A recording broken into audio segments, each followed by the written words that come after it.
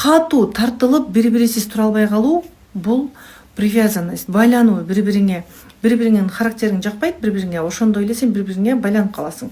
Ал эми нагыз сүйүү деген бул сыйлашууда, ишенимде, ойдо оңдоодо жана көздө оңдоодо жатат.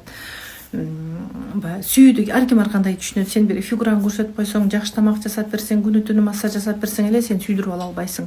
Биринчи оюңду оңдо, өзүң жөнүндө ойду оңдоодон башта. Күйөөң жөнүндө ойду эмес, биринчи өзүң жөнүндө.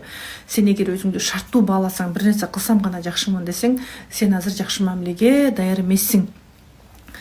Күйөөңдүн Кудайдын кулу экенин түшүн, өзүңдүн Кудайдын кулу экениңди түшүн, я создание Аллаха дегенди түшүн жакшылап. Анан өзүмө зулум кылганга менин укугум жок.